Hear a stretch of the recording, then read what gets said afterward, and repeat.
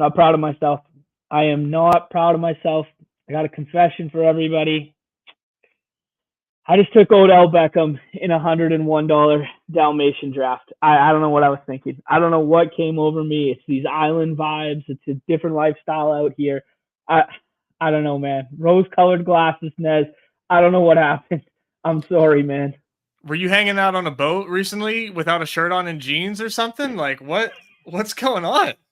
All of those things are correct, minus the jeans. And I caved, man. I don't know what I was thinking. I was like, I guess it's stacked. I mean, at least it's stacked, right? I think as long as it's stacked, that makes it excusable. Oh, man. Apologies to everybody for the janky-ass setup today. Anyone who is a true OG, old-school Badge Bros viewer will recognize the setup to some regard. I think one of our first ever shows took place kind of like this with a 360p webcam at the cabin, that sort of thing, Nez. Is this the same cabin in which that took place? Wow. Yeah, that is absolutely full circle. That's hilarious. Yeah, not bad, man. Not bad. Lots of stuff happening. We had the pick clock experiment over the weekend there that we could talk through. You did a little traveling. I'm still doing a little traveling, as everybody could see, kind of deal. Tell me how the wedding went, bro. It was good. I was, going through my eye issue. It reared itself again while I was out there. Like, it was like there wasn't any swelling. I kind of talked about it a little bit yesterday, but it ended up swelling up, and I had to go to the urgent care because it was like unpresentable to be at a wedding with this much swelling. And they gave me a steroid shot in the ass and some antibiotics. So we're on the mend. We're doing well, but I was amped at that wedding, man. Let me tell you, those that's all I heard. No joke, dude. All I heard from that whole story is you are no longer playoff eligible in the MLB. Well, if they don't piss test me, I got Rudman knocking on my door, like handing me a plastic cup saying "Let's go." Then I'm in big trouble. Nez, Noelve Marte. There we go. That ineligible for the playoffs, but that was very funny. That shit hurt, by the way. Those shots. I believe it. Yeah, very very painful. So salute to my gearheads out there. I don't know how you guys do it, but otherwise it was a great time. Lived in Kansas City for a while, so it was very nostalgic to go back to the old stomping grounds and everything. It was fun. How's your travel been? Beautiful, man. You know what's actually crazy? I've done the most drafting that I've done in a long time. That makes no sense. Yesterday.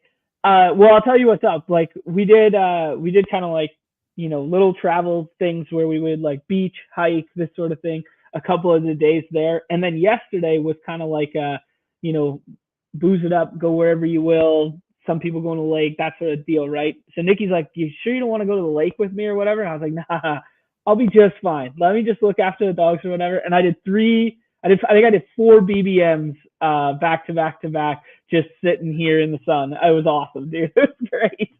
That's where it's at. There's what's so funny is like it truly like we joke about location EV.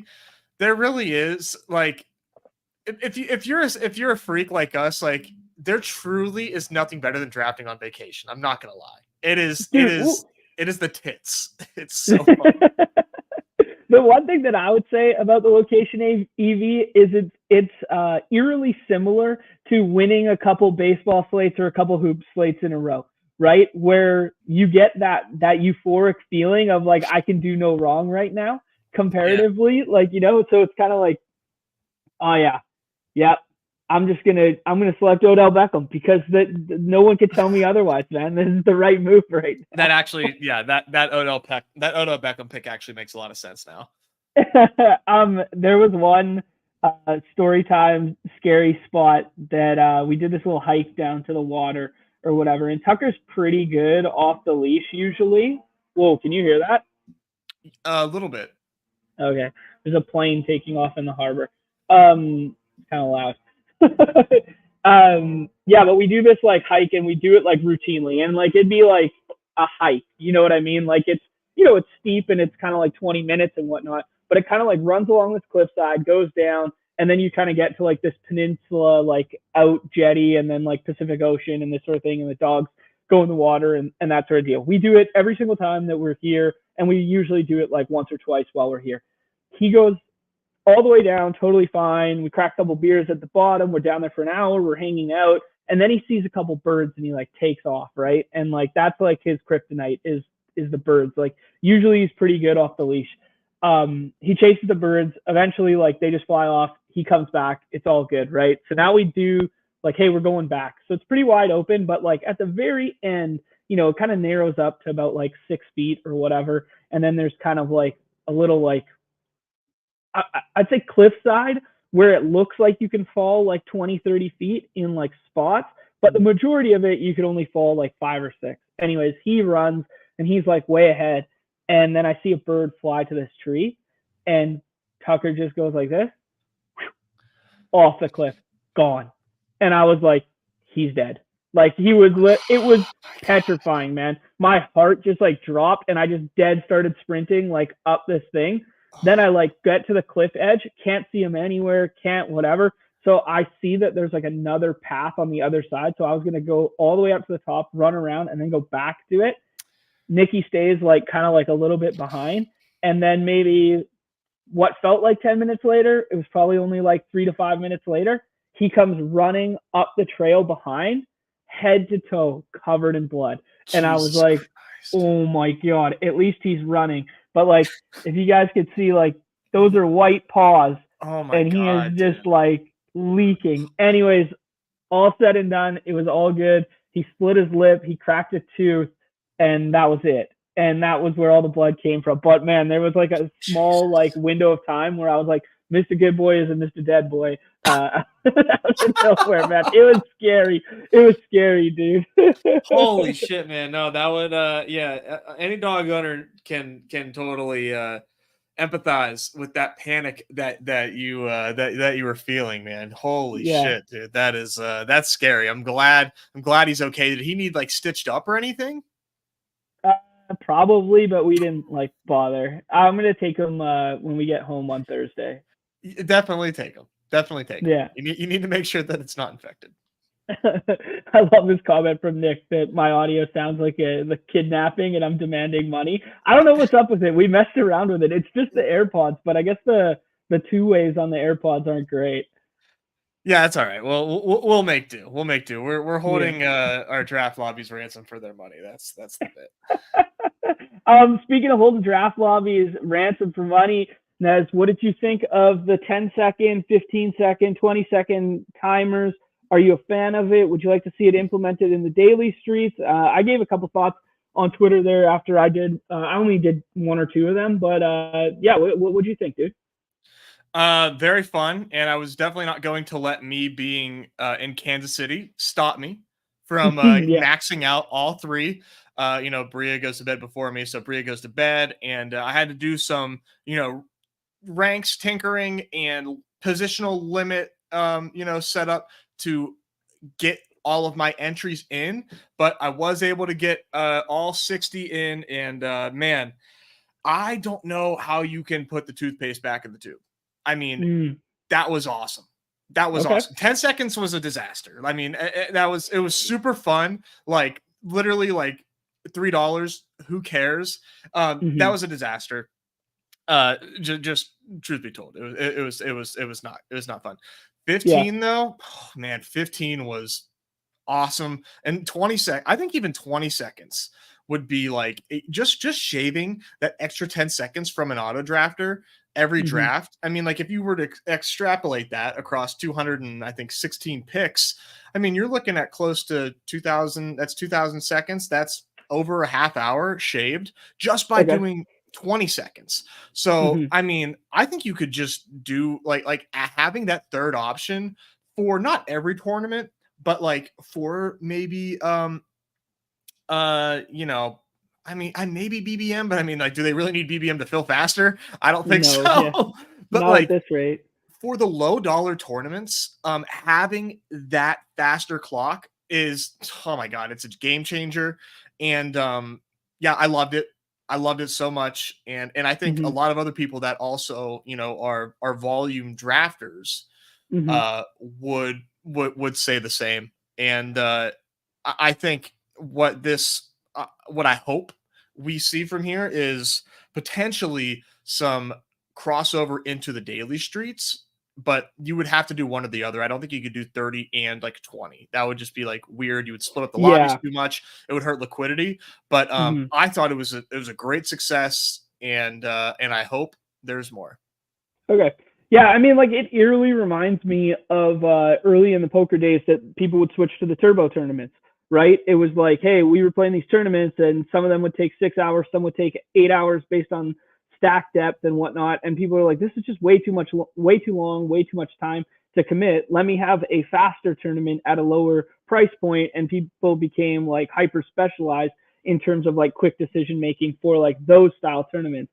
Yeah, I think you're definitely onto it when it says splitting the player pool is probably not ideal, but as like a fun little gimmicky tournament to be added at like isolated times, like adding 15 seconds. I agree 10 felt too quick, especially with the input lag. Like there was times where I was actually in the lobby and I still got missed, which, Yeah. like that's just, whether it was being on data or whether it was whatever. But I could see myself getting on board with it for positionless sports. So like NBA, Yep. golf, something like that, getting on board with like 20. But I think it'd be really hard to multi-table daily drafts at like 15, 10 seconds, 15, like that range. I Yeah, think you're there's right. You're right. probably I think there's probably a cap for like the multi-table style tournaments, but for best ball style tournaments, I think it's really cool to have as an option. It might be really cool to have like 15s and 30s and 4 hour slows for like one of these contests later, like a time box contest later on in the summer. That would be something that appeals to me. But yeah, I mean, it'll all be based on like liquidity, understanding whether filling lobbies with a 15 and a 30 is even viable, or if you're just going to split the fast drafters in half and then it's kind of like negligible. Yeah, no, that's a good point. I mean, even if the answer is just like putting out more of the shorter clocks in their own separate tournament, I think that's Mm-hmm. fine. I really like it because I mean, I was on the paywall yesterday. I was showing the sheet that I made where I'm tracking all of my best ball drafts. Mm-hmm. Uh, I don't know if you knew this, John. 1,000 drafts is a lot, and You don't say. just doing my calculations of what I need to do with the existing tournaments that are out to Mm-hmm. reach 1,000 drafts, I know there's going to be another puppy. I know there's going to be other side tournaments that will help me reach that threshold, but like it's really hard.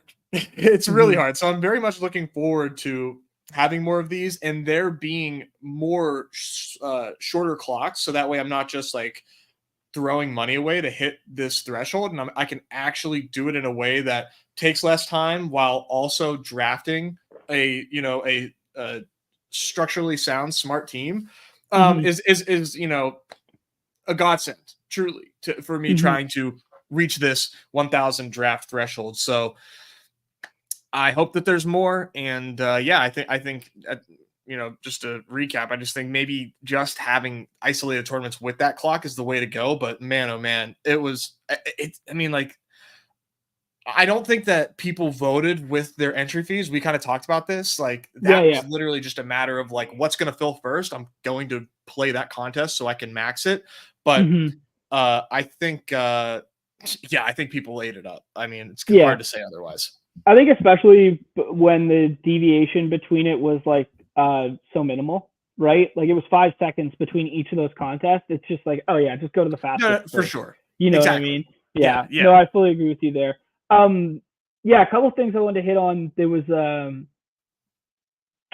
yeah, I don't know. I think I just like fully agree with you. But the one thing that I wanted to like switch my mindset on when you were talking about the chasing the 1,000 drafts there is, do you think it's better to have a rakeback scale based on entry fees paid opposed to drafts done?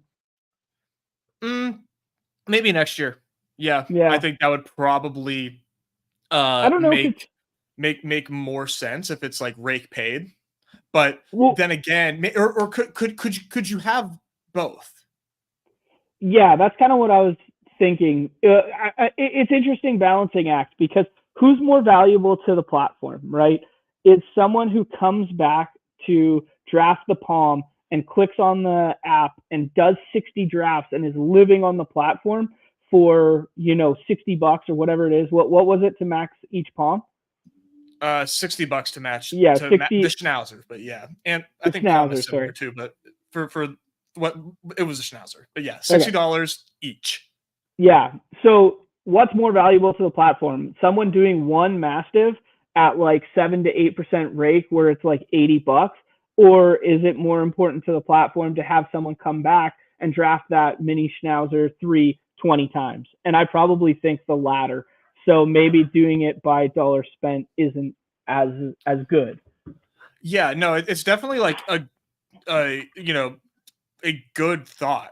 I think, right? Like it is something good to think about. Obviously, I think what's interesting is like one, like I agree, for the app's incentives, it does make sense for it to be X number of drafts.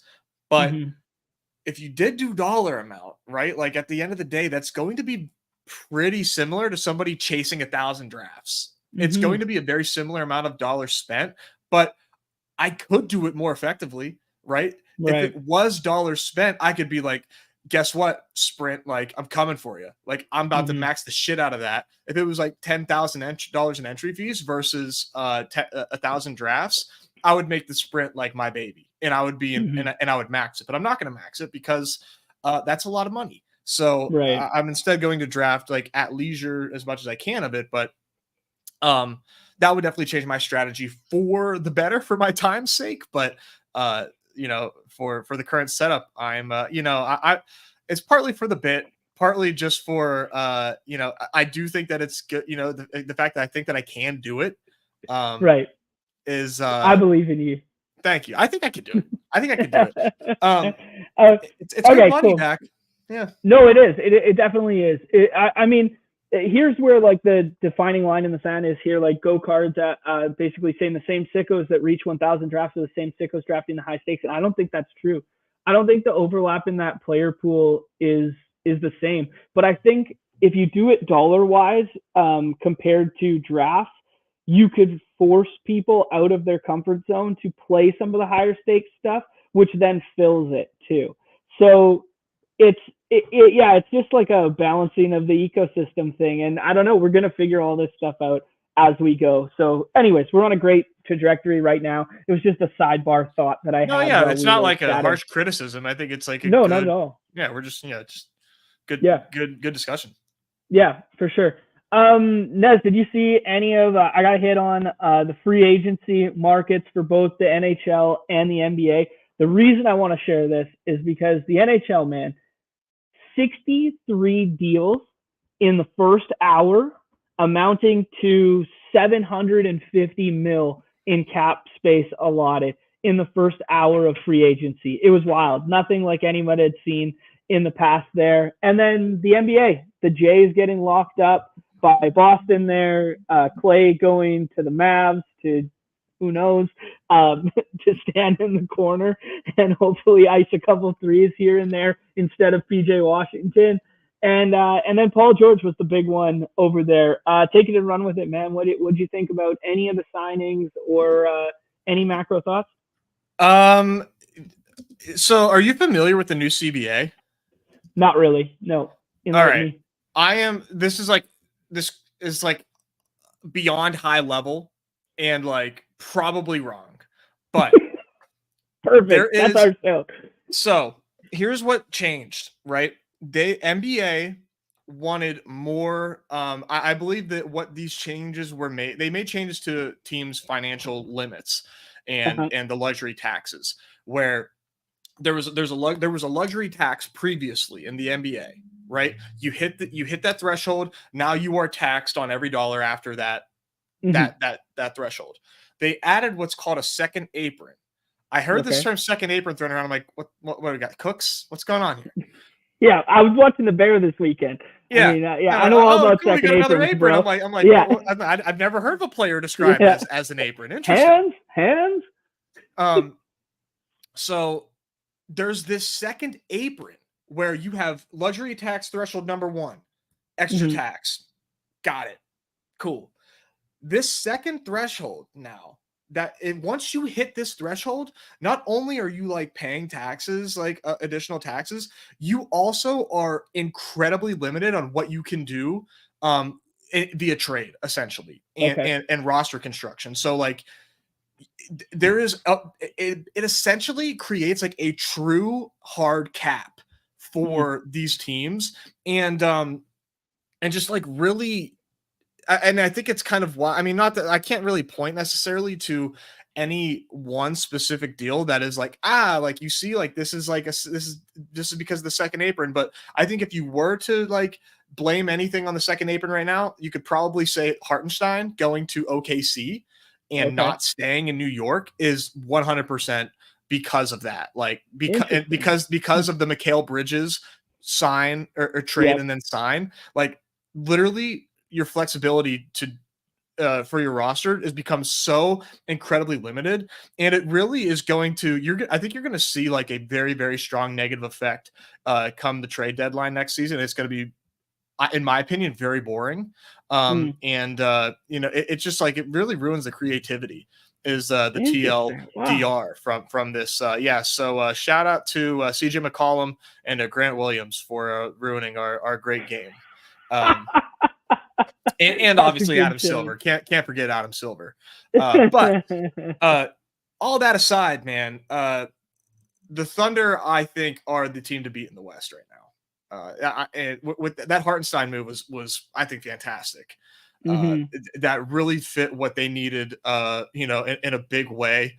But not far behind them, John, are Pelicans. With the DeJounte Murray move, that was big. That was big. Love our Pels adding a distributing UW boy. I don't know how this story could get any better. It's what we've always dreamed of. It is what we've always dreamed of. Oh man, I mean he's Jose Alvarado on steroids for that team. Yeah, it's awesome. I am gonna miss Point Zion, right? Like I think that's gonna be a bummer. I'm gonna have to adjust the ranks a little bit come daily season. Dude, but staggered minutes and run second unit Point Zion. Oh, okay. Staggered rotation. Popcorn machine. I'm manifesting it. I love it, dude. This one had me cracking up. Chipsy saying that 2 Tatum contracts was what all 63 NHL players got. It's pretty funny, man. Like I was looking at that Paul George deal, like 4 years, 212 or whatever, and then comparing that to like Steven Stamkos, who's like a future Hall of Famer as well. Like he's got more accolades than Paul George does. He's probably better one-to-one comparison in his own sport than Paul George ever was. And he gets like $8 million per season, and PG gets like 50. It's crazy, dude. It's wild. Man. That contract. I mean, and then we got the Spider contract in Cleveland. Yeah. Hashtag let them know. Let them know, baby. Getting 3 years, 150. That was obviously huge. Dude, nobody thought he was going to stay. Everyone thought he was out. Everyone thought like he would be what Bridges was to New York, right? Yeah, that was like it was sort of like in and out. Like there were people that thought that he was on his way out, and then I saw some Cavs faithful that did think that he was there to stay. But maybe that's why they rested him down the stretch, man. Because remember down the stretch of last year, we were like, in the postseason, we're like, they're just going to make him play through anything. When we were playing those dailies, we're like, he's out, he's gone. Like, just he's going to play through anything in these games. And then he started sitting with those Q tags, and it was like, oh, damn, maybe they're protecting their asset. Maybe he's protecting his future here. Crazy. Yeah. I think that makes more sense now in hindsight. Yeah. All right, Nez. Let's jump in the baseball streets. I think a good place to start. Well, let's just do like super rapid fire here because I kind of got a time crunch today. But I think good place to start is Nez Pick'ems. Nez Pick'ems taking it down last night. Nez Pick'ems taking it down. Thank you so much. That was a cool $500 in my pocket. If you guys sign up, subscribe to the Baz Bros. Hey, you hit one pick 'em and it's paid for your subscription for the year and all your other entries for the year. So easy game. Glad you were riding that with me. Yeah, that was a sweaty one. I don't normally do home runs, but I was really what I was really aiming for was Alvarez against Yariel Rodriguez, right? I was like, oh yeah, that's the matchup. He's taking him yard. Yariel throws a gem, and I'm like, it's over. Like, it's over. I love the Hunter Brown. That was that biggest smash I've ever seen, like in the pick 'em lobby. That was that's unbelievable. Five straight starts where he's gone 6+ innings and he's given up one run in those 5 starts. I mean 30.5 fantasy points. I'd never I was like, I gotta figure something out here. And then Jackson Churio, yeah, go ahead. Sorry, especially once you saw that Blue Jays lineup that Vlad got scratched, Isaiah Connor-Falefa got scratched, and someone else is on maternity leave right now. I can't remember who it was, but that lineup was completely watered down. Yeah, so dust. So shout out to Hunter Brown, and then Jordan got that homer late though, so that was I thought this was over and done with, and then I was in Trader Joe's line, doing some grocery shopping. Got my parents coming into town, and then I got that Jordan home run. I literally just tilted my head back in euphoria, and everyone's like, "Are you okay? Like, did you just just come your pants in the Trader Joe's line?" Like, so the pizza dough. I texted because your cousin Mike Warner has been tailing and hitting me in the DMs, like, damn, because he tailed an Alec Boehm one the other day. Alec Boehm let us down in a big way here. He's Alec Boehm let us down. There he is. And I hit him up with a Yordong immediately after we were celebrating that. So yeah, this is fun. I did get one up today. It's a 5 pick. So, a little bit riskier with 5 instead of 3. But we've got another home run on here as well. But John, do people, it's the wind tunnel. They're at Cleveland. So Josh Naylor wind tunnel against Chris Flexen. I think this is money. Yeah, that's a good one. I really liked it. I already tailed this one earlier. I played alongside this one earlier there, and I'm feeling it. I mean, you played the hits with some of these chalky, high fantasy point good players, and then you mixed in a guy who we'll talk about for the slate here in Jose Siriano, who is just going to be this slate just in general is really condensed at the top with pitching. And basically only 5 guys go every single draft, and then no more than SP 7 or 8 go total. So I think you're going to introduce a lot of leverage by just scrolling ever so slightly, because Ronaldo Lopez at SP 6 versus the Giants is such a comfy click for people right now that I don't think anyone is really scrolling at pitcher today, and he feels like a good one to get to introduce some variance, just the strikeout rate alone and some high velo. Yeah, fully agree. Soriano right now at 29.5. I'm about to just do this again real quick because we have a promo in the lobby. Cool. I mean, I don't want to get overconfident, John, but this is feeling similar to Hunter Brown yesterday. He's in a good park and a lineup that strikes out a lot, and he's been very good this season. This is a very comfortable higher for me on Jose Soriano. So if you are just trying to put anything together today, I think Soriano is a good one to go with. Looks like we have a few different specials here. I can't scroll on them, but Caitlin Clark has one discounted. So does Cutter Crawford against against Miami. I think I would go Caitlin Clark. Okay. I don't know. I feel for me safer with old CC here. Okay, this is just a 10 max. Should we tack a home run onto this bad boy?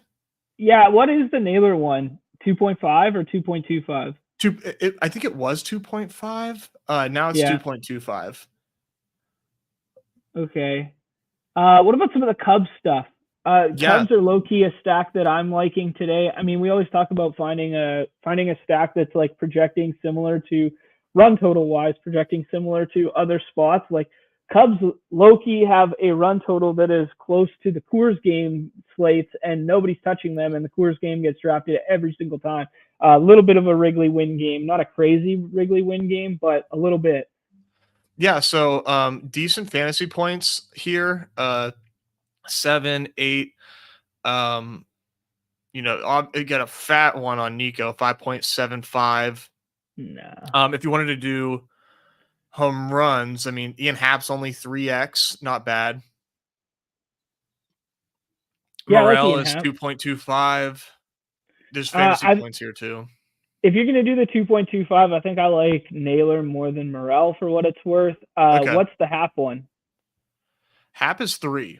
Let's take Happ. Let's add Happ to this. That feels good. Okay. He's going to hit from his good side for the majority of this game. That gives us what, 16, 18-ish X at $10? 18X, yeah. Do you want to look at the Phillies with Wesneski, or you just want to leave it with? Do you think this is? No, I mean, if you want to make it like 5, go ahead. But I think that would be my contribution. All right, let's keep it here. Let's keep it here, and then we can keep things moving. I'll throw this in the chat for everybody. Just a humble little 18X for 10. Nothing crazy, guys.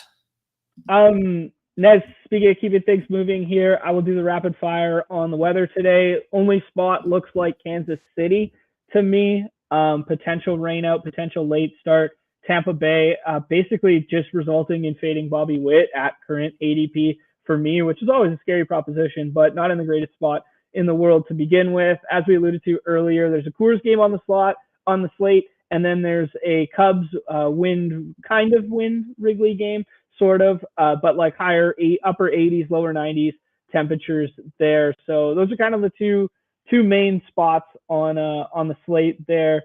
What say you to jumping to some ADP and some lineups and stuff?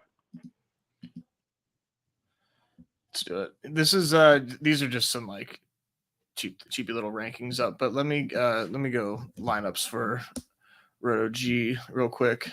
Okay. There we go. Yeah, it's weird, man. When I saw the run totals for the Coors game, I expected way, way higher when we had Feltner versus the aforementioned Dallas Keuchel traded from the Mariners, from Tacoma, Washington, traded over there. I mean, he's got an 11 ERA in the big leagues. He got dotted his first time out. And I was just kind of like, oh, yeah, let me just load up on Brenton Doyle, a guy who homered twice yesterday. Ezekiel Tovar, who's fallen off a little bit, but gives us some right-handed pop. Elias Diaz for like some home run upside, something like that. Yeah, I don't know, man. I was shocked that they weren't higher. And you're looking at like a 5.5 and a 5.9, and that's very comparable to Dodgers, Yankees, everything else on the slate today. So I just found that surprising. Yeah, it is surprising because I was licking my chops when I saw Dallas Keuchel in Colorado, man. I mean, right. Well, how many like higher, lower 6 whiffs for this guy today? Like, right. Yes, exactly. How is he possibly going to miss a bat? I mean, like you said, last time we saw this guy, he was terrible, unless he just, it was just a ground ball phenom today, which would, definitely take the wind out of my sails, because I'm going pretty heavy on the Rockies. I mean, I'm a Tovar freak, so I'm going in on Tovar, Doyle, like you mentioned, Rogers, Diaz. I'm in on all these guys.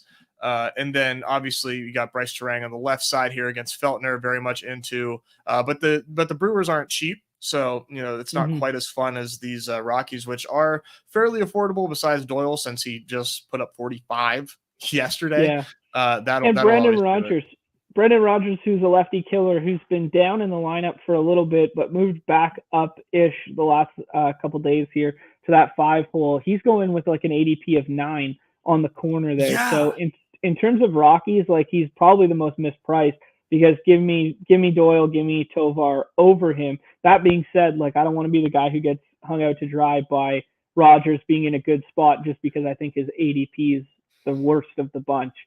Still going to want to have some, but it's hard to do. It is hard. You mentioned the Yankees as well today. They're at home, I believe. Yeah, against Graham Ashcraft and the Reds. It's always interesting. Guy. What's that? Reverse splits guy. Well, what if you reverse split against a guy who also has reverse splits? What does that do then? That's the reverse. That's a triple reverse, Nez. That's my model doesn't go that far. My So that model means stops at one reversing of the reverses. so that means Judge is like going yard twice then, right? Is that Yeah, what you that? can't triple stamp a double stamp, Nez. No way. Um, it's really interesting because like this lineup is like putrid outside of Soto, Volpe, and Judge, right? I mean, Verdugo's been Yeah. fine, but like ever since the Red Sox game, man, where Verdugo hit his home run, he's been pretty poor. And I mean, we're looking at Ben Rice hitting sixth, a name that I didn't know until this season. I mean, this is not a good lineup, but it's still looking at 5 implied runs. So the top of this lineup is definitely intriguing, but Soto and Judge is going to be few and far between. Yeah, I mean, the thing is, I think today one of like my macro points after doing a couple drafts this morning was going to be that basically every combination of everything is going to be available today. I think like Soto and Judge is going to exist. There's kind of like this stark tier of like 5 outfielders to start and then Scooball. And then outside of that, you can kind of do whatever. But if you get in a room where guys are mixing and matching and stuff like that, I've seen a Judge Soto already put together. So like, oh wow, the Dodgers onslaughts are going to exist today. The Atlanta ones are free. The Yankees ones are going to find their way. You're going to have to do 20, 30 drafts, but you get in the right room and you're going to get it. So I think just like being mindful of that. But yeah, I'm with you, Nez. Like Yankees just don't really intrigue me outside of those two. I mean, right-handed Barry Bonds right now for Aaron Judge. I mean, dude, just on an absolute other planet, and you can get him, 102 because Ohtani's 101. So I mean, it's pretty interesting there. On the flip side, man, these Reds in Yankee Stadium, like Yankee Stadium, not quite as small as Great American Ballpark, but it's close. And Luis Gil, wheels potentially falling off. Last 2 games, giving up a combined 12 earned runs in 5 2/3 innings. I mean, those are tough customers. The Mets, if they are hot right now. The Mets are a damn good baseball team. Who knows if they're going to make any deadline moves, but their lineup is 6, so sort of excusable. And then the Orioles as well. Orioles are a really good team too. So, say what you will about these, but even the start before that, I mean, yeah, he had a 1-8, or he gave up 1 earned run, in 5 innings against Boston at Boston.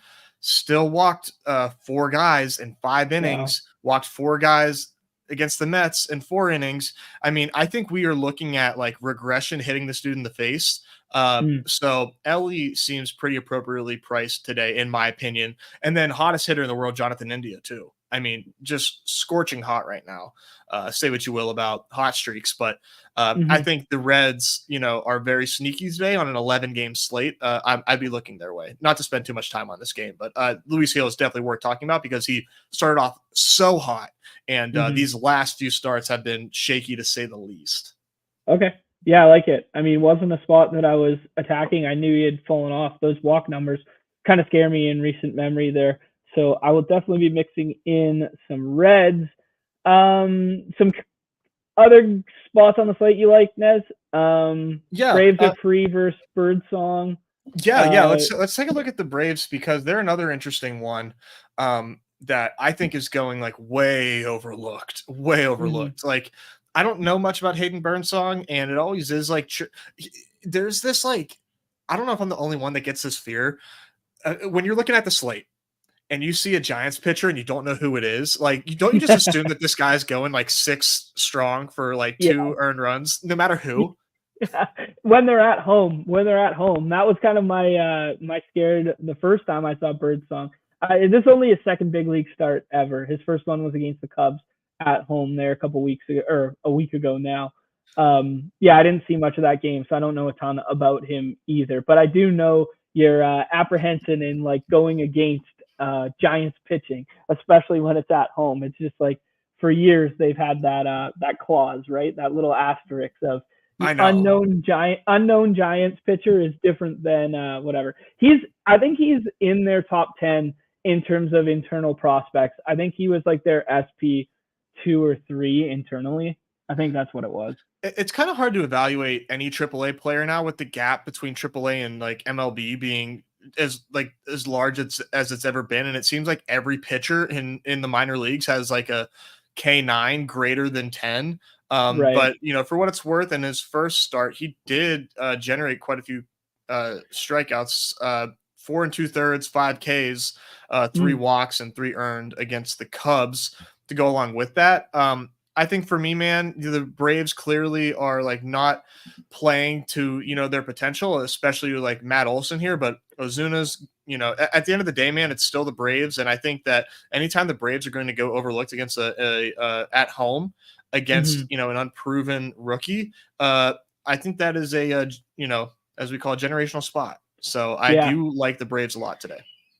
Yeah, I respect that. I like that. I think kind of like the chalk spots are just going to be like Dodgers and Yankees, and then the Coors game, and then I think the kind of like contrarian chalk in quotations, if that's like a thing, like they're slightly less owned, but like the sharper field is going to find their way there, will be Cubs and Braves. Those would kind of be like the 5 spots that like just immediately jump off the page to me, and then everyone else just kind of looks the same with like 3-5 implied run totals and just like, who do you want to leverage against? And I'm probably just going to X out the Seattle and Baltimore game, even though like decent offenses that can get to it. That park is just so bad with good pitching on that one. I think I will get to some Angels and some Athletics, even though I like Soriano. We can see the pendulum swinging the other way with him. He's just like an extremely high variant pitcher. So I think I'll get a little bit of that one. And then I think I'll get a little bit of D-backs against Bobby Miller too. Yep. Yeah, definitely a good call. I think if you are going to go contrarian with the A's, good spot to do it. I do love Soriano, but seems like a decent spot to do it. And, you've got Soderstrom, Blade, and then if you want to add in like Langoliers and Rooker, you can do that too. But Soderstrom is having himself a really, really nice season. Some good platoon here hitting lefty against Soriano. R.I.P. Ryan Noda, man. He killed Ryan Noda. Ryan Noda walked so Tyler Soderstrom could come up to the big leagues and fucking sprint. We'll never forget him. But I'll never forget Ryan Noda. Yeah, I think the last thing that I'll bring up is like we've got the D-backs that I am just like anchor biased so hard to the start of their season being as strong as it was, going up against Bobby Miller. And last start, Bobby Miller, it was, I don't know why did that get, I don't know why that got cut early. Was there a delay there against the White Sox? I'm trying to think. So he pitched 2 innings. Yes, it was the delay. It was the delay versus the White Sox. Yeah, it was a weather spot. He hasn't had, too many good starts this season. Now, prior to that, it was at Colorado on June the 19th before the start that got cut short against the White Sox. But I think that the Diamondbacks represent a nice contrarian option here. Here's a narrative for you. The Diamondbacks, every time they host the Dodgers, it is a home game for the Dodgers. Like all of the LA fans come to Arizona. You don't think they want to go to LA and sock these dudes in the mouth with, what, fuck you for coming in our territory in Phoenix and, taking over our homestand. We're going to go to LA. We're going to beat your ass. And Bobby Miller, who is he? Who's Bobby? We're coming there. Jock Peterson, home run today. Ketel Marte, Corbin Carroll. I mean, like, it's still a decent offense. So they're my contrarian pick of the day. Like it. Let's do it, man. Let's hop in a draft. Turn 2 Tuesday. Our typical 30K slate with 6K to first. You love to see it. A lot of fun there. I thought I had a big one yesterday. I thought things were going my way. I was sitting in like 3rd place, I think. I didn't even see what it was. I just knew that my winnings were 4 digits. And then Brenton Doyle happened again. And gotta love baseball, man. I talk to our boy Yeah. Nick Pam, every now and then. He likes to keep up with the because he doesn't play baseball, so I like to keep him informed. Like, what's awesome about baseball is you can go from winning 4 digits to losing your entire entry fee on the slate in one swing. And Yep. that's exactly what happened with Brenton Doyle. But that's expected to happen on a short slate, right? Like, literally anything that happens on a short slate is going to impact the entire slate astronomically. I mean, it's not my first rodeo, but it did hurt all the same. Yeah, on a 3-gamer like that. Yeah, your bad fortune was my good fortune because I did 10 lineups yesterday and I had 5 Doyle lineups. So Doyle rules, man. You love to see it. I finished 9th last night, and I did see that. If Ryan McMahon or Nolan Jones decided to do anything in extra innings there, they got and Willem Contreras was up there too. Yep. So this is Aaron Judge for me for sure. Yep. I mean, I got ranks in here, but the drop off at outfield, to call it stark, it would be an understatement. I mean, it gets very bleak in a hurry. So to do anything other than an outfield at the first 5 picks, to me, just like is not my advice. But do what you will there. Scuball, I think, is clearly the number 1 pitcher today. But I mean, there are other options that I would prefer to wait on, though. Like you said, just because he's the clear number 1 doesn't make him worth picking over the top 5. Yep, I agree with you there. I mean, I think we'll see builds funnel. This is very interesting for an 11-game slate that I think builds will funnel very specifically today. There'll be a lot of 4-1s instead of 5-man onslaughts because of how strong the first 5 outfielders are comparatively. And then there will be a lot of Yelich plus, insert other Brewer just because of how ADP is setting up right now. And then pitching, if you're going to go the 5 onslaught route, people are going to do it with Scuball because they don't want to every time they're going to do it every time because they're going to get caught with not wanting to pass up on the value of those top outfielders comparatively. So yeah, I think people are going to funnel themselves to very similar builds over and over today. So just draft Cubs and Diamondbacks and print. Twins double bubble doesn't feel bad, man. I mean, Twins against a lefty are pretty. I mean, I'm not. Scuball is obviously tough, but I mean, when you've got Buxton, Correa, and Royce Lewis, I mean, Buxton is on fire right now. Correa's been having a good season, and Royce Lewis has got himself. I mean, it's not bad. I mean, you can do crazier shit for double bubble. Ness, Scuball got hit hard last time out, did he not? He did, yeah. He definitely blew that start. Who was it? I honestly forget, but it was kind of a shock. It might have been the Astros, actually. Let's double tap Rockies here. Let's do it in a way that nobody will do it. Let's do Rogers plus Tovar and skip over Doyle, and then let's find a 2-man contrarian to pair with it. I like it. Let me look up that Scuball start because now I'm curious. I for whatever reason I think it was the Astros. Yeah, I think you're right, actually. Yeah, he blanked the Phillies, and then Atlanta and Houston both tagged him for 4 each. So not crazy shelled or anything, but yeah. Yeah. All right, let's do Tovar. Trackus at the 101 has got a Turner Shohei start, not bad. I think people are going to really shy away from Phillies, dude, because with no Harper or Schwarber, people don't want to stack Phillies. But I mean, Stott, Turner, Bohm, Marsh. I mean, I'll pair those 4 together. Yeah, I think it's fine. I think you're playing the conditions of Wrigley plus the Wisnowski not being I mean, I think it's fine. I think I prefer some of the other spots we talked about before. Just getting some different ideas out there. Yeah. John asking if Dodgers are actually chalk. Dodgers are always naturally chalk just because of the pairing with Ohtani. So even if Ohtani only gets stacked at a 6 60 or 70% clip, it's like almost higher than any other team getting stacked other than Coors and front end Yankees. It's just natural patterns that emerge. So like, are they chalk as like they are on other slates where all of them are going when they're at Coors? No, for sure not. But yeah. All right, kind of an interesting spot here. Mm-hmm. I love Ozuna being here. Probably my favorite outfielder left. Sure. Against Birdsong. Yeah.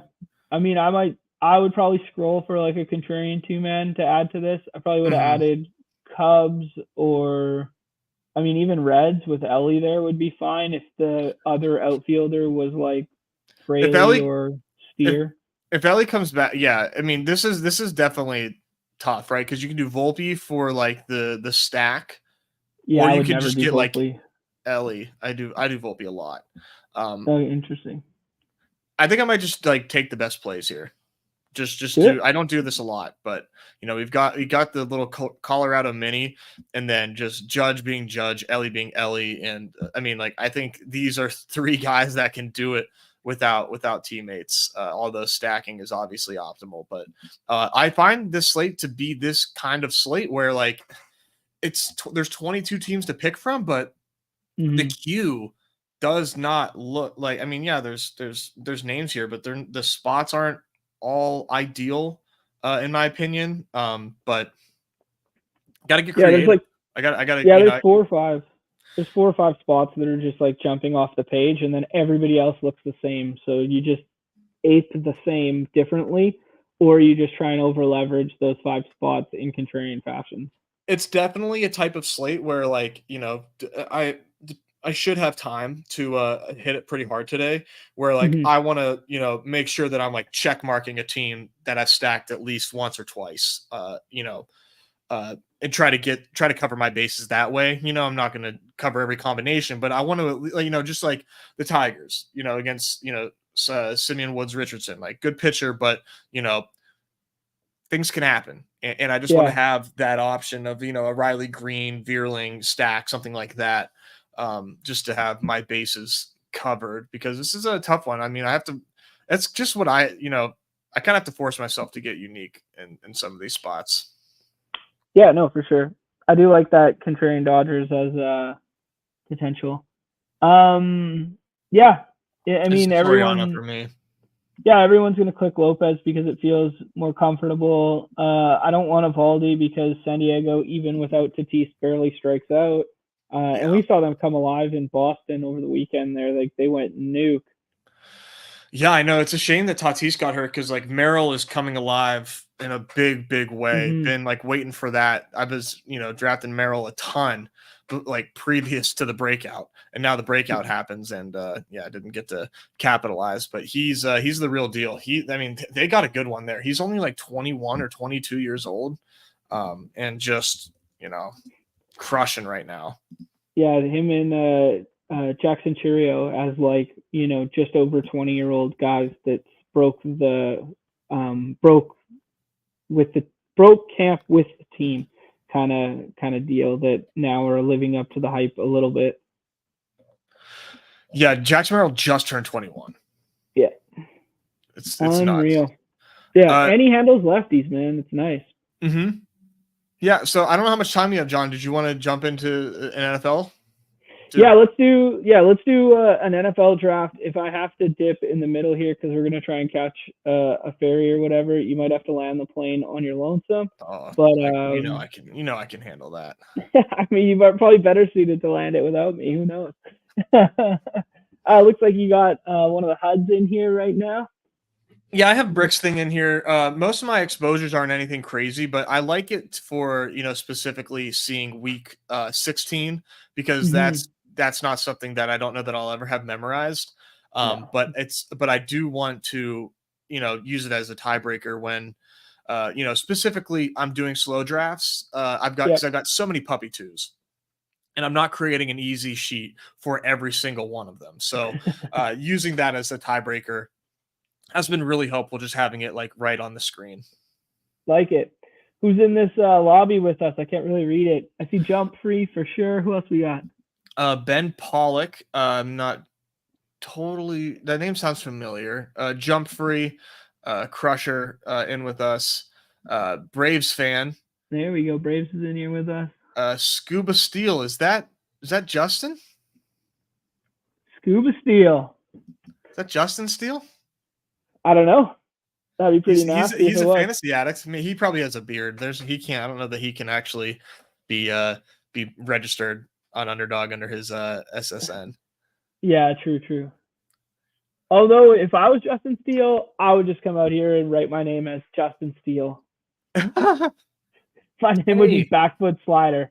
My name would be Backfoot Slider, dude. No, that's good. Mm-hmm. Lefty Thumber. All right, CeeDee Lamb goes 1 there. I don't know if you saw Hayden's new ranks and stuff, but he has CeeDee Lamb at 1. I saw yesterday in the BBM streets that people instantly implemented Hayden's new ranks because two of the guys that he has pushed up pretty far are Waddle and Ayuk, and they kind of redefine what that like 112 spot would be. And I saw a couple of people do that Waddle Ayuk double tap, whether that was Hayden's influence or whether that was I don't know. I just found it very interesting. Yeah, that's something. I do love getting unique at 12-13 though. I think as long as you're not drafting somebody that's going to be there at 36, mm-hmm. I think there's not a wrong pick there at 12 and 13. I think it's if you can stomach it, you can stomach doing something that's outside of the norm in a big way. Getting some cool unique combos there is definitely beneficial. Sounds good to me. I mean, I can't think of one off the top of my mind that I love yet. I don't know. It kind of feels like the conversations we had in the Superflex does, where that 112 just feels like you're so far behind. Maybe I got to start doing it with like some of the running backs from the other side of the board that like traditionally fall, like doing Kyron or doing like Achan or something like that. I would wait. I think Achan for sure. Yeah, definitely fits that mold.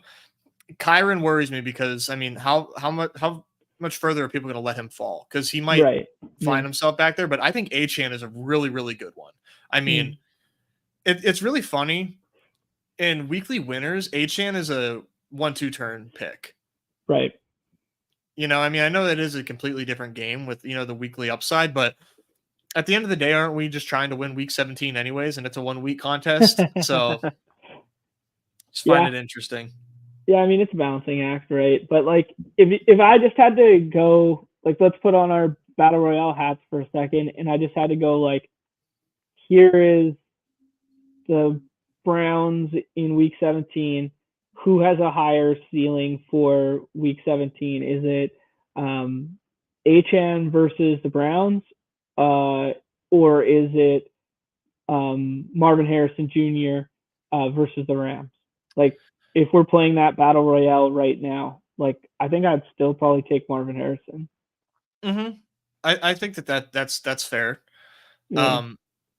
I mean, even like Kyron, I mean, obviously, like, predicting matchups, you can always look at that Jets Browns game and say that like why it's fruitless, but I mean, even Kyron versus Achan, like as of today, if I had to pick one versus the other in that matchup, I'm going to take Kyron against the Cardinals. For sure. So not wrong. Obviously I understand there's nuances and everything to why players go where they go, but just found it funny.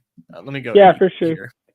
These ranks are just like my own ranks, by the way, just heavily weighted towards wide receiver. That's really it. Just in case I got caught in a pinch in these schnauzers. Sounds good to me. Jump Free say nothing like waking up every morning to 40 plus picks on the clock. That gives me anxiety there. Go Cards. Jump back to the beginning, man. We talked about all the clock stuff at the very beginning there. What do we got? Nico, Debo, Achan. I mean, I'd be down to stack up Debo and McCaffrey, but up to you. I'm gonna. Yeah, this is tough, man. Because I'm gonna go Nico because I think Nico's a more rare faller. Okay. And I love Nico and the Texans. And maybe we can get Debo to come back to us. People are slowing up on the Debo love. Well, there he goes, and there goes Achan. But no regrets from me. I think McCaffrey and Nico is going to be a tough pairing. Mm-hmm. Anybody you like here? I mean, obviously we're in the second round here, but yeah, I mean, I always take Metcalf or Cup here usually. I've warmed up and taken a little bit of Neighbors, but I just I want to do the Cup train with you. I'd like to. You can see I'm at only 8% on Cup there, so let me join you in that Cup enthusiasm because I totally understand the Cup play. I mean, his ADP is like very much climbing. I mean, obviously, I think this is the first time I've seen him higher than 30.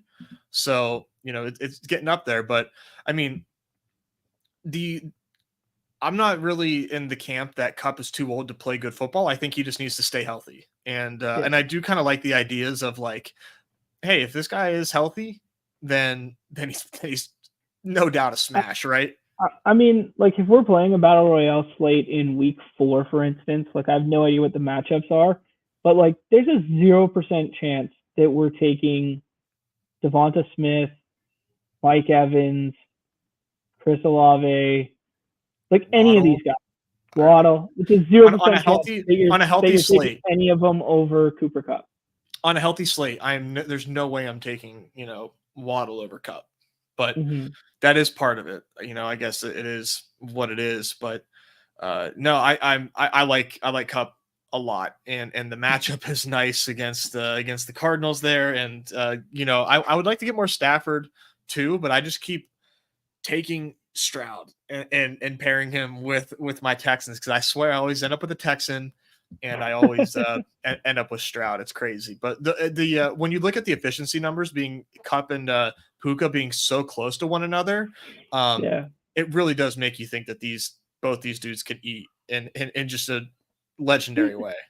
Yeah, there's a non-zero chance that Cooper Kupp was playing through a bunch of shit even when he came back late in the season last year. Like even when he came back and like Puka was so established and whatnot, like Cooper Kupp probably still wasn't 100% healthy, and he was still balling. Yeah, it's a good point. Tomorrow, go ahead. No, what do you got? I was going to say tomorrow for Off and On the Clock, we were going to look at some of the fantasy life projections. I'm looking forward to that and looking at the discrepancies between ADP and certain projections on there. It looks like Dwayne McFarland spearheaded those projections. So, I mean, that's just like a vote of confidence that you can definitely like trust, what he's thinking on the season. So I'm excited to get into that. I've been looking more and more at some of their 2023, data that they have here, specifically some of the advanced stats, like some of the receiving stats. And what I was looking at today was some of the advanced rushing stats. And John, by broken tackle. Yeah. In the top 5, there are 2 teammates there. Who are they? Running backs. There are 2 running back teammates in the top 5 via broken tackle. I think you want me to say they are the Miami running backs. I don't think I'm going to say they are the Miami running backs. Ken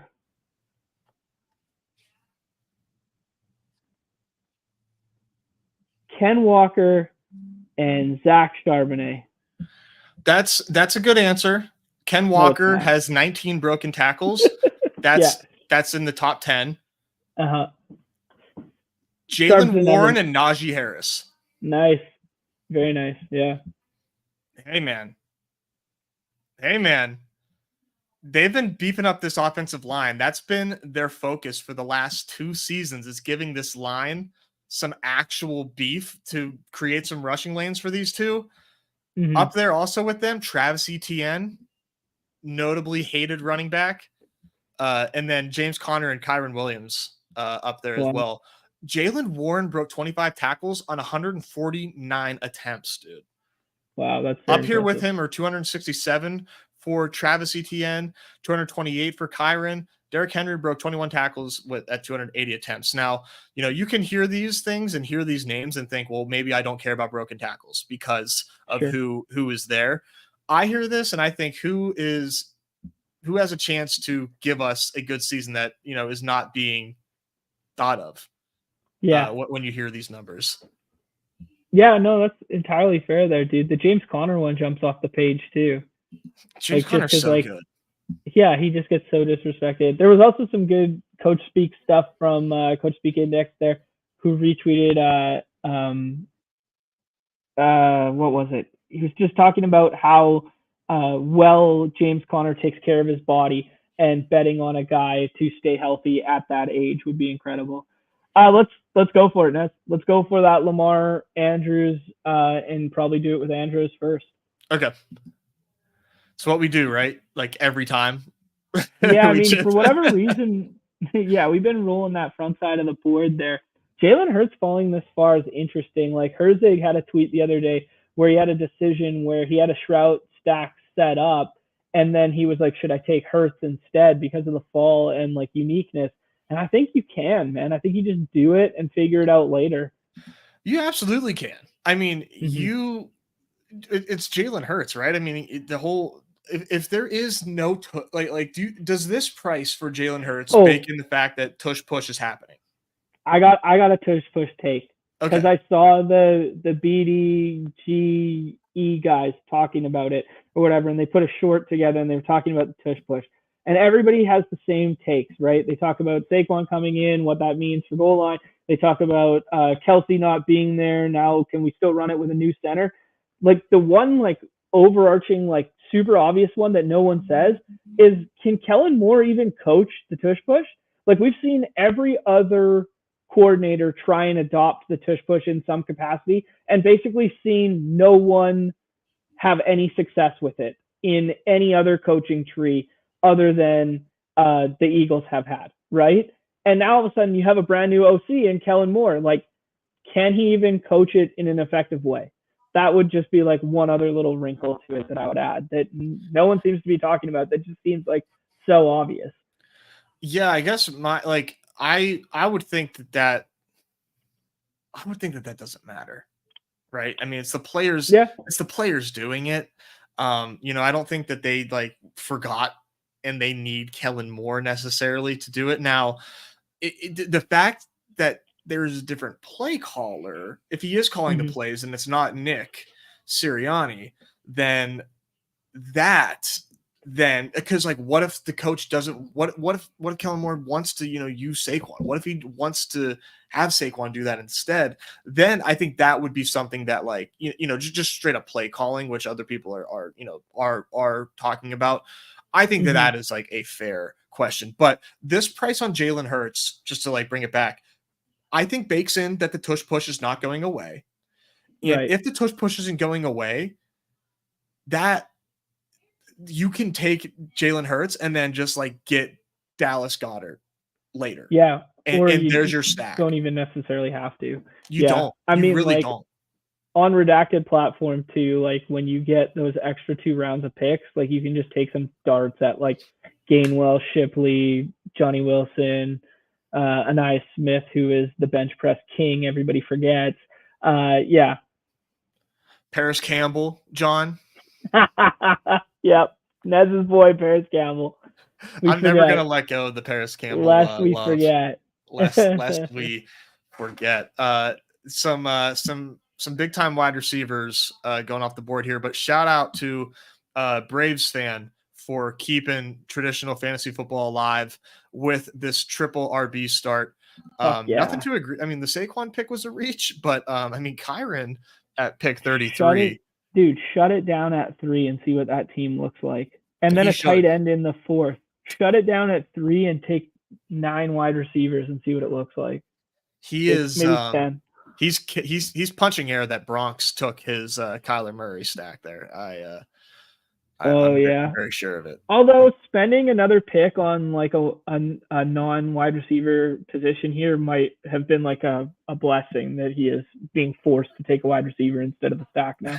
Yeah, no, that definitely saved his team. If I had this start, I would cap it at 3. I would 100% cap it at 3. Couple things here, Nez. BJ asking why it sounds like I'm talking through a 20-foot tube. We're playing with one earphone on the AirPods right now. I'm bouncing back and forth because they keep dying, so I take one out and I put the other one in. Oh my battery god, life the is shelf terrible life. when you're talking. Yeah, shelf life on these things is brutal. But we got 220 of us hanging out. We are committed to bringing you guys the content, even when we have to play a road game here. We are dipping between Canada Day and 4th of July there, holidays. Yeah, but we're still out here, man. We're still out here. Do us a favor, hit that like, that subscribe, that notification. If you happen to be watching on the Twitterverse, jump on over to the YouTube channel. It goes a long way for us. We bring you guys Underdog content daily. Nez, we're on the clock here. I like Joe Mixon.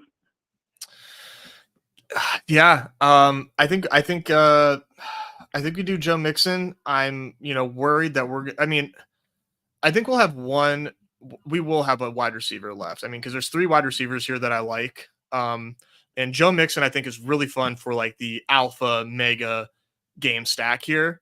In case this game just goes berserk. And Joe Mixon is going to give us good regular season scoring. He jumps for JSN. I did not expect him to go JSN over these options here. I think I would. I don't think I would. I would take Lad or JSN. I think would be my 2 picks of that grouping. Yeah. Who do you like? I think I'm going to go Lad here, but as you can see, I'm like, I like both of these guys equally.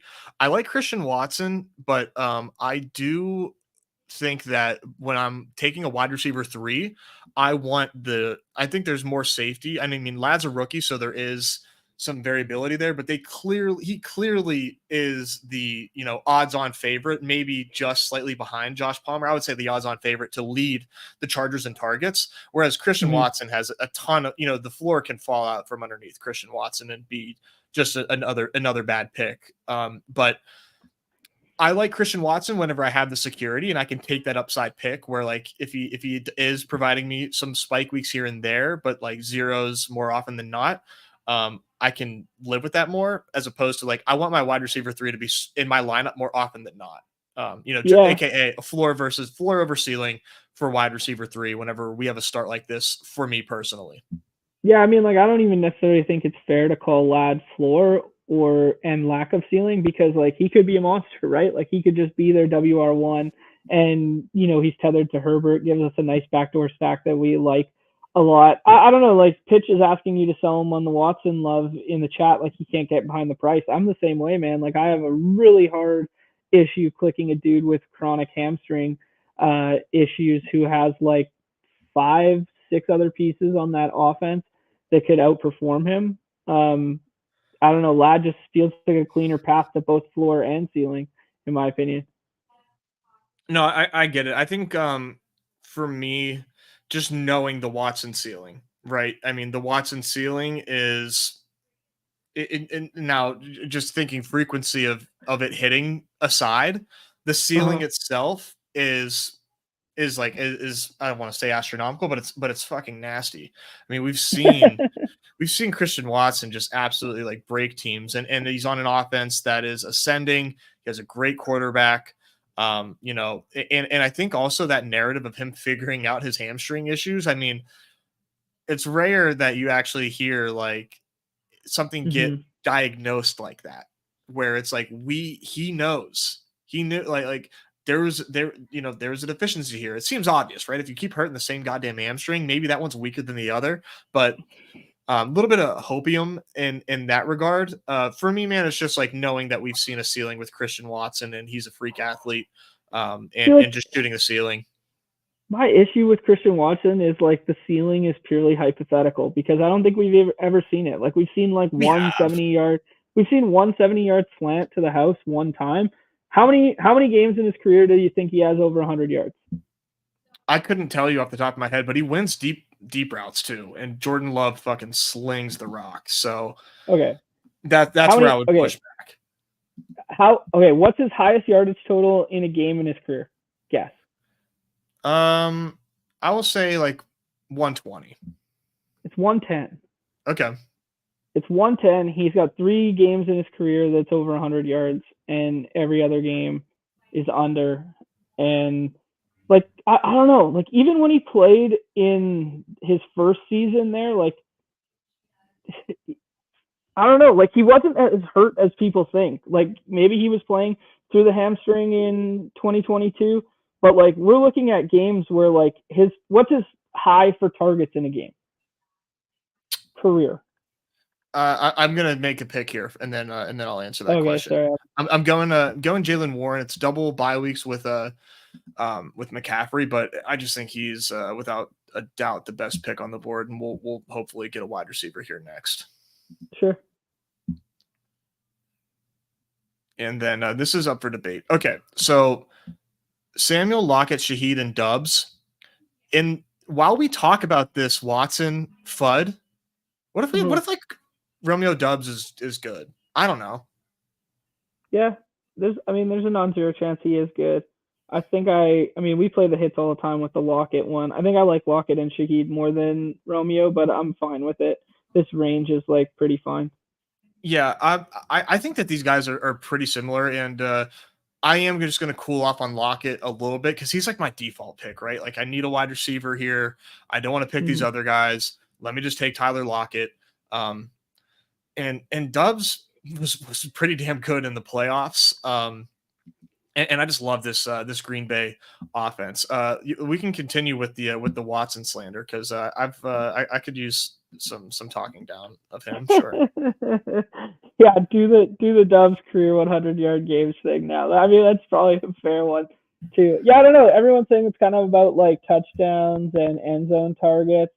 I kind of like this shout from James Young that Christian Watson's ceiling is Chase Claypool's ceiling. I mean, when we were taking Chase, Claypool, guys, they're very similar players, man. They're very similar players. Now that's a Christian really Watson comp, is like so much faster than Chase Claypool. Yeah, I'd agree with that.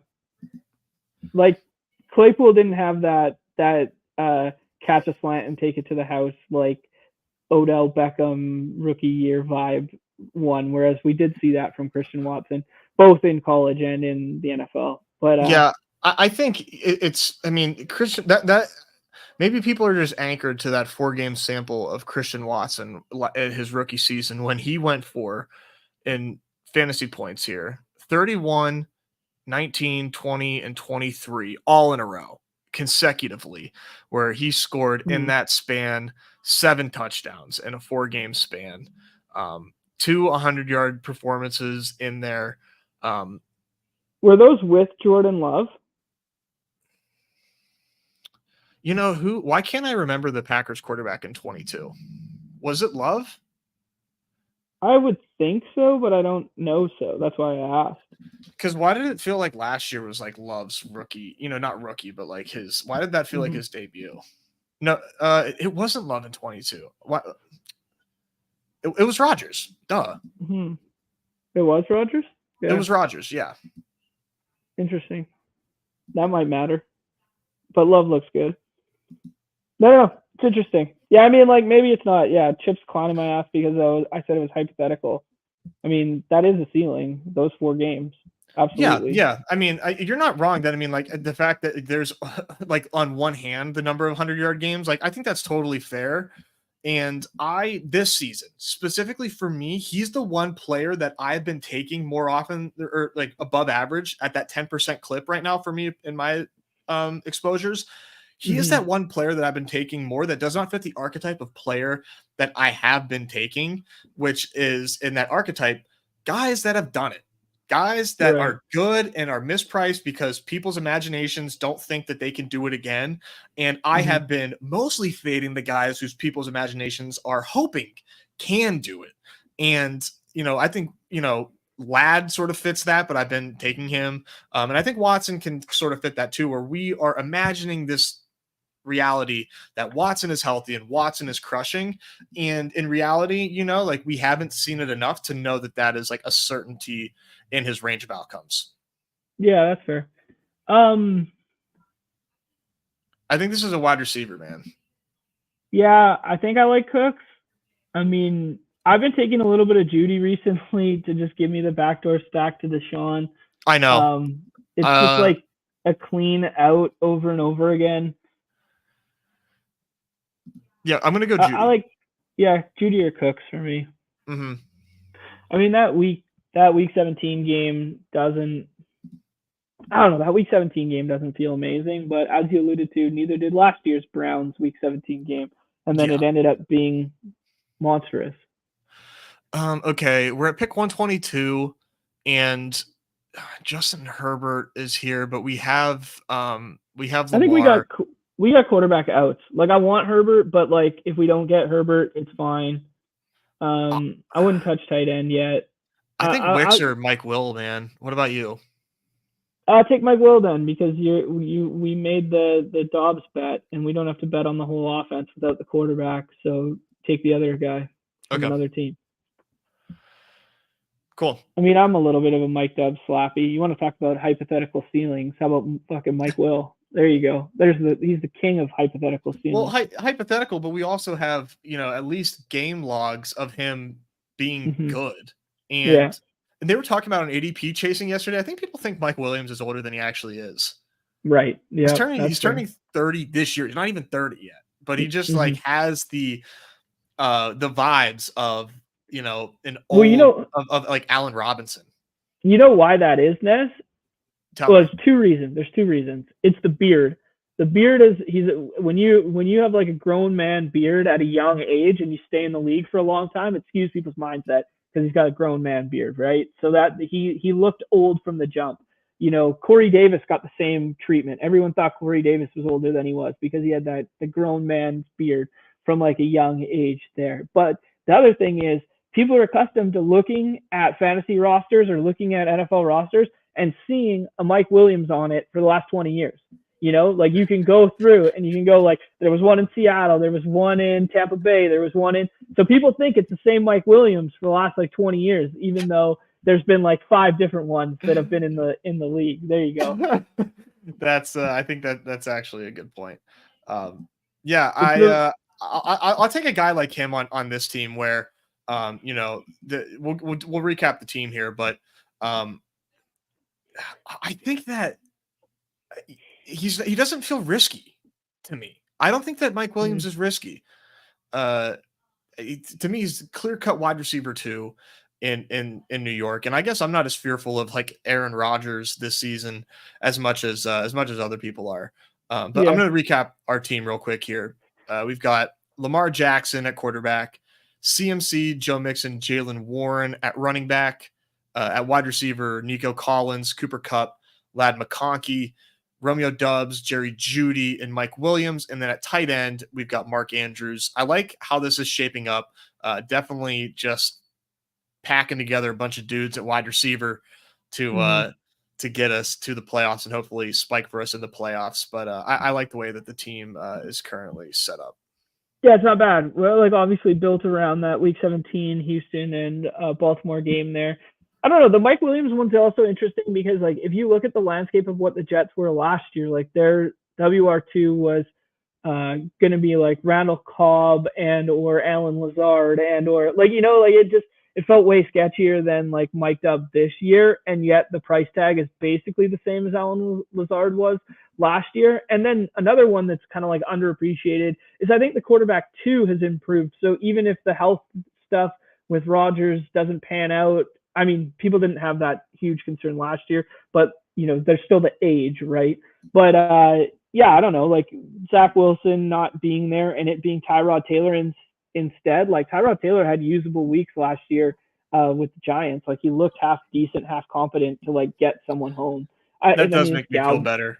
It's gal brainy, but no, it makes me feel better at least. 143. I mean, goddamn, man, Zeke being here is kind of nuts.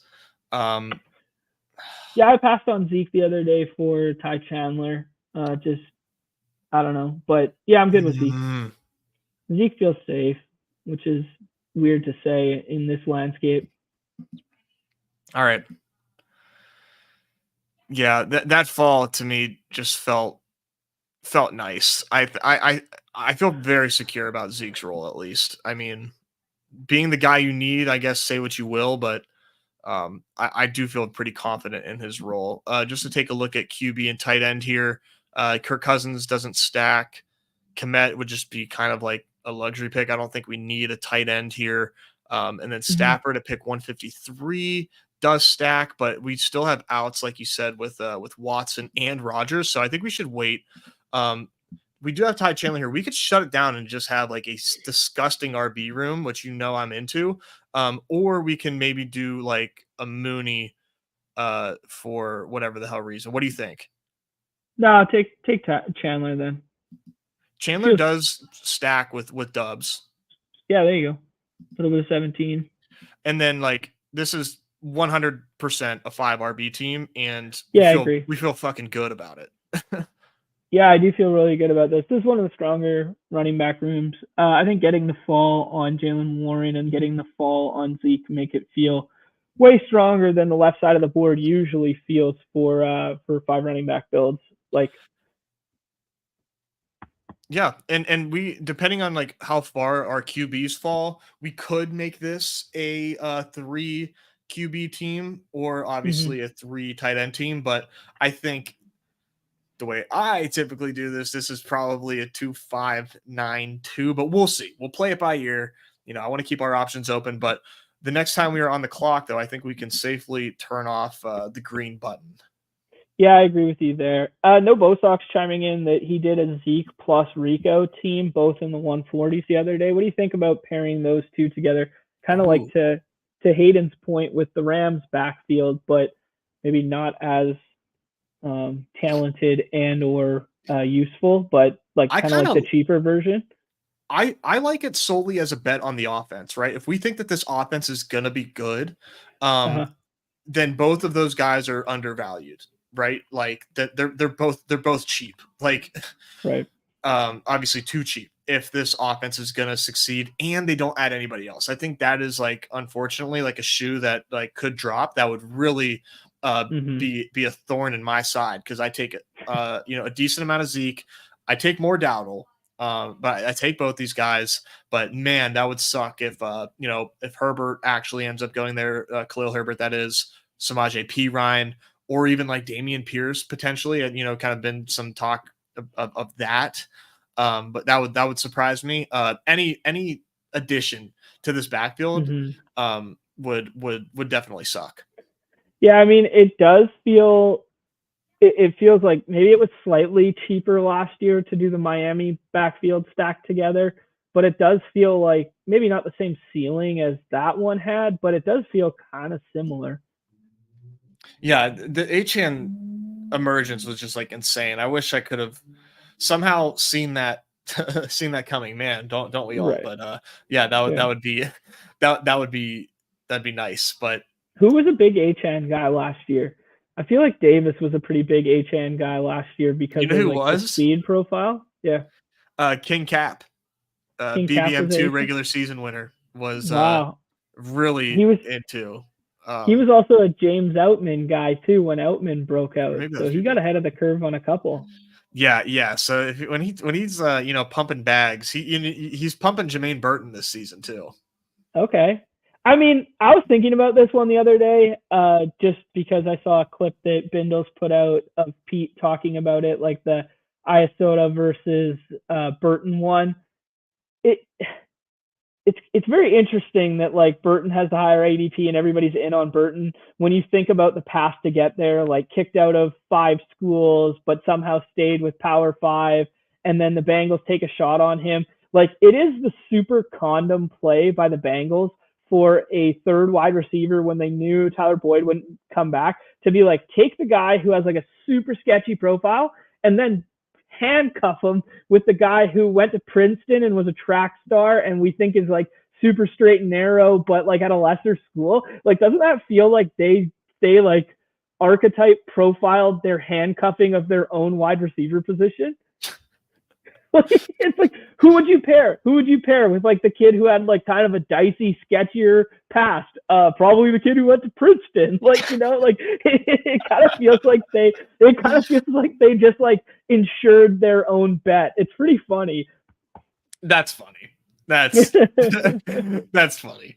Yeah. I did take him last night in a BBM after there was a little bit of talk, because I did share my exposures obviously in our show the other day, where I did have a little bit of Burton going on because I was doing those backdoor Bengals stacks, or like tacking him on to like a Moss team or something like that, a bet on the offense. And then I was like, man, I just got to flip the build here and choose the other guy. Yeah, it's probably worth mixing in both, but I'll if Yoshi beats me, Shovis beats me, then he beats me. Yeah, fair enough. I think this is Bateman. Do you want to push it and do Stafford? Or are we still? Yeah, I mean, I don't think he's going to take an unstacked Stafford. So if Bateman's important to you, I think you take Bateman first. It just stacks. And at this point, like, just trying to. Yeah, I think I would take. Okay. Yeah, like I think I would take Stafford, and then I would take Baker or something like that if I got missed out on Bateman coming back around the corner. You know what I mean? Like, give yourself an out that way. But I don't think this guy's ever going to take unstacked Stafford, so it doesn't really matter. Yeah, it seems like he's knowing what he's doing. Okay, goes Pop Douglas. Yeah, what do you think, Stafford here? Yeah, I'm good with it. I mean, it gives us an out at tight end too. Not that it's a good one, but if you want to do like the double with Colby Parkinson or something, there's no overlapping bye weeks, which is good. Yeah. Man, that Parkinson pick is interesting, because he keep going. Like, I always like think that I'm like imagining his contract, but I mean, what was his contract? It was good money, wasn't it? Yeah, it was like good money. That's what kept bringing us back to it. Hey, Tucker, come here. Yeah, it's an option for sure. I would say good. I think I would introduce it in like a 3 tight end build to do that. The other thing that you could do that probably fits this team slightly better would be Demarcus Robinson. I was going to say that. Fingers crossed he makes it there, because Hayden and Norris are pumping him up right now. So hopefully he can make it back, because that would definitely be nice. At this point, like, I think you're better off correlating than, shooting the moon personally, if you can, obviously within reason. And Demarcus Robinson is clearly within reason. Yep, sounds good to me. We got 3 picks left. So what do you think in 1 tight end and 2 wide receivers would be your optimal here? It's how I typically would do this when I do my elite onesies drafts. Yeah. At least with Stafford too, I think that I'm comfortable with him being like a cheap stacked wide receiver or quarterback too.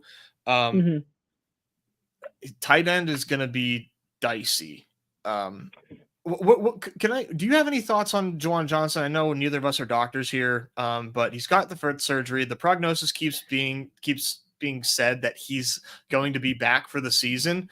And I've kind of been caught in the steam of him being an 18th round pick right now. But I guess since when was he somebody that we wanted to take the risk of like foot surgery on? I guess that was going to be my first response, was kind of like, why? Like, why not just take someone else? Like, because he scored a couple touchdowns at the tail end of last year? I don't know. Because he was the guy we needed, yeah. Yeah, when the Saints finally found a little bit of red zone success, despite Derek Carr being terrible in the red zone for years. And it's like, oh, he scores a couple touchdowns to end it, and that was like solving all their red zone issues. So now all of a sudden we have to take Juwan Johnson at the back end. I mean, I would only do it if I had like a Carr double stack set up, or, I mean, maybe you could talk me into it as a bring back off of like an Anthony Richardson team or Raiders team, off of like a Devontae Adams or something like that. But it would have to be a very specific spot. I'd rather just take some darts at other guys. Yeah, I mean, I will say whenever the options are like Gesicki, Jelani Woods, and Colby Parkinson, he does look a lot better. That's for sure. Yeah. So just kind of fingers crossed here that we get some guys back here that I would like to take, because I think we could do something very interesting, Okay. depending on how things fall. Okay. I'm intrigued. I'm intrigued to hear what you have to say. So yeah. Mhm. Come on. This guy's making us earn it. Blind Guy McSqueezies is his name. I don't know. I Fuck don't know yeah. about that. What a beauty. Come on. He's edging this, because I mean, obviously we want DeMarcus Robinson if he falls. Fuck yeah. Okay. So first pick's DeMarcus Robinson. Here's my plan to you, John. If we get Isaiah Likely on the way back, I was going to say just take Likely first. I was going to say take Likely first. Okay. You think so? Yeah. All right. I said if you want to do it, let's do it. Okay. And take Likely first, because the guy on the end only has one tight end. Good shout. He can take one. He can take any wide receiver on planet Earth that he wants. If it happens to be DeMarcus Robinson, well, whatever. Yeah. I guess now the question is, hopefully we get DeMarcus Robinson back. If not, it's obviously not the end of the world. It's, at the end of the day, it is just DeMarcus Robinson. Okay, he goes Gesicki. Exactly. Yeah. Click the yellow button for a second, just so we have a contingent plan. I mean, Mims. I'm not a Mims guy. For whatever reason, I haven't been trying to take any of the Broncos pass catchers, really. Yeah, I'm trying to take them more, just because they're so cheap, and it's like, what if they are better than we think? Yeah. All right. DeMarcus Robinson. There we go. Makes Love it when a plan comes together. It's nice, and I can actually be proud of a team. I might even tweet this out, John. I might even. Oh my God! Don't get carried away, man. I get proxy location EV from you. I mean, so we're doing all right now. Let's see. Yeah. Let's see. We got Mr. Good Boy out there. He's outside. Oh yeah, there's that view. I remember that. There we go. We're balling. Oh man, yeah. This is where you. That was like stream number 2 or 3, I think. Was from that window there. Way back. Yeah. Well, the OGs, only the OGs remember. All right, there goes Jawan. So these tight ends that are left are really, really bad. I got a question for you. I mean, are you comfortable just doing 2 tight ends and punting the bye weeks? Probably not, right? I think you can do it with the tight end is the only position I would be comfortable doing it with. Yeah. Does it sway your mindset that they're technically all weeks are worth the same, 1 through 14, but does it sway your mindset knowing that hey, week 14, this team is in 3rd place. We're going in for the playoff push. And then we look up and we see, oh, fuck, we have Lamar, Andrews, and Likely, and we're just going to take a goose egg. Scares the hell out of me. But I guess it's such a double-edged sword is not the way to describe it, but it's we could take a 0 very easily on week 14 as well. Yeah. Or we say we'll eat the 0, take a player who might not ever make our starting lineup as well. What's really worth it? I got to be honest, man. I mean, I'm scrolling here, seeing what comes to mind. Is there any chance that Michael Mayer could be a non-zero, or is he just I've taken him a couple times. I mean, you talk about contingent upside at the tight end position. Yeah, maybe. That sounds awful. Yeah, I mean, we were drafting him in those showdown slates last year, in the 2 gamers, the 3 gamers, and you remember the scripted plays for him last year when they changed the coaching staff? Do you remember this narrative that we had? The coaching staff changed, and then they scripted the first 20 plays of the ball games, and then Michael Mayer was three targets on the first drive, and stuff like this. They wanted him to be involved. Those Michael Mayer games, yeah. I forget when that took place. Maybe that wasn't the Chargers game. No, because they just whooped ass against the Chargers. Yeah, I mean, his game log is certainly not impressive. Oh no, God, no. Yeah, but he has only 20. I think I lean tight end. Yeah, shout out Beastburf. Yeah, I think he had a pretty close to a W or a first or second on one of the MLB slates I saw there. Man, if Braylon Allen falls too, fuck. Mm-hmm. That's just like, you just never see that. This is a Yeah, weird room. but like one bit of camp news in like a month from now, and you'll see it every single draft. So Yeah. like, you know what I mean? It was like, Yeah. why was Braylon Allen going so much higher in the big board? Well, everybody loved his athletic profile relative to his age, right? And then all of a sudden he goes to a bad landing spot and nobody drafts him. Then you get one piece of bullish camp news or like mandatory OTAs news, and everyone's drafting him as like the highest contingent upside handcuff in the 50s. And then all of a sudden we go to camp and it's like, you know what? We might bring Dalvin Cook back on like a 1 year, $1 million, and he's just out there. Like, you know, like, oh, by the way, like this shit can change so fast. So like falling ADP value on contingent running backs like doesn't make it move for me. I would do Colby here. I would do Colby and just be like, the value of the double stack is just so much higher in my opinion than just like trying to bank a rookie profile tight end outlier. I agree. Yeah. That feels a lot better.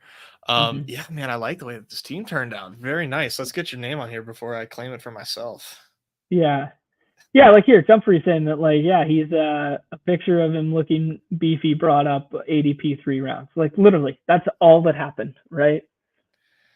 Oh, there we go. Our guy B Swift joining up. Love to see it. Beautiful fresh pick off for a the dub. fam You there. love to see it. Yeah, fresh off a dub. Beautiful pick of the family in the YouTube. Man, woo. All right, got this team named. Let's go ahead and recap this bad boy because man, that was a beaut. I felt that's the best I felt about a draft. What number was that, Ned? What's that? What number was that for you? 36. Nice. Okay. Yeah, chipping away. I'm trying to do more and more BBMs while hopefully saving myself some for August. But I've got a family vacation for a week in August, so that's going to slow down the drafts as well. What date is that? When's that? I will let you know. It's like the second week. It's like the second week in August. Okay, cool. So this team, 2583. We've got a Lamar Jackson, Matthew Stafford team. Our running backs are McCaffrey, Joe Mixon, Jalen Warren, Zeke Elliott, Ty Chandler. To go along with that Lamar Jackson Stafford pairing, we have Nico Collins, Cooper Kupp for the stack, Ladd McConkey, Romeo Doubs, Jerry Jeudy, Mike Williams, Bateman for the stack, Demarcus Robinson for the stack. At tight end for the stack, #times3. Mark Andrews, Isaiah Likely, Colby Parkinson. I'm not even going to let you rate this team, John, because to me it's bona fide. Bona fide. Nice. Yeah, I do landing like it. Stuck, I think. Yeah, landing was stuck. If you could go back in time and change one pick on this roster, who would it be, Ned? Let's look at that Zeke pick and see. Well, Zeke was a value, but yeah, I mean, I don't know that there's much I would change here personally. Yeah. Maybe we could have like shot the moon a little bit instead of Jeudy and gone. I mean, like, I don't know, man. I can't really. Nothing like sticks out to me that I would have done much differently. Maybe Doubs instead, like maybe one of these guys instead of Doubs, right? This selection of wide receivers, but I mean, Lockett or Pollard. I mean, yeah, but otherwise, I don't know. What about you? What would be your if you could take one of these picks back? I think the Bateman one. Yeah, I just feel like I didn't give up a ton for Bateman there. Which one of I guess like who would you have rather had? Like a different tight end? Yeah. Because it's this way, right? I mean, like we took Bateman and then went around. Yeah, maybe not then. Yeah, I mean, like looking at some of the alternatives that were there. Yeah, maybe not. Maybe Bateman was just go with the stack and see what happens kind of deal. I don't know. I don't know. Maybe I would have done like pass on Bateman, take a tight end, and then take Walker later, something like that. Yep, I was just gonna say. I think if we made Bateman Jonnu, yeah, and then you make Likely Walker, And John, who gives us some week 17 with I guess Judy as well, which is like really small, but and Walker didn't even make it back to us, so maybe that wouldn't have even happened. But I think if I could, I would swap those guys out. I would swap Bateman for Jonnu and likely for Walker.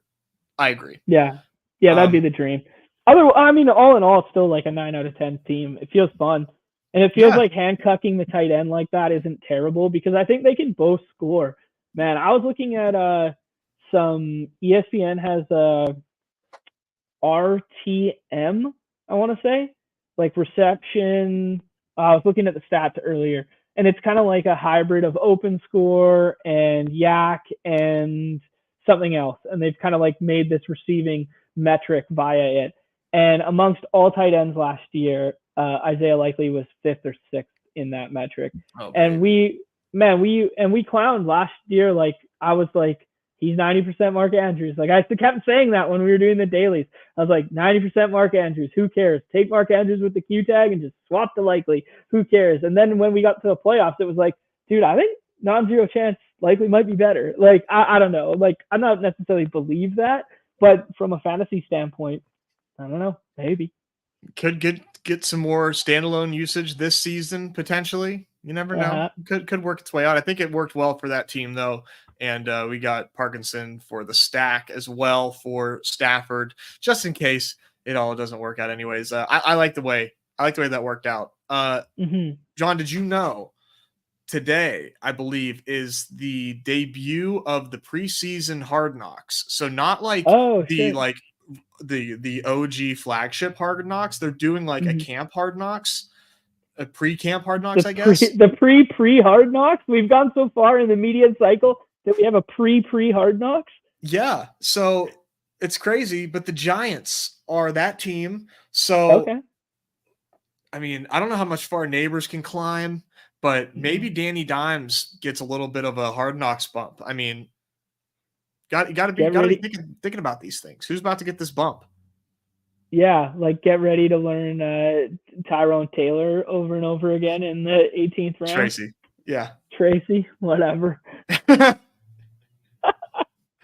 Nailed it. Yeah, get ready for the bump. That's funny. Yeah, I mean, maybe people start watching how fast Jalen Hyde is comparative to Slayton and be like, why are we taking this dusty-ass Slayton guy? Be ready for anything. I'm watching. I'm ready for any bit of alpha to come from this. Yeah, I love it. All right, Nez, let's tie a bow on this bad boy for the day. Look at this guy, man. He's just great. Yeah, buddy. Right, this is a good boy.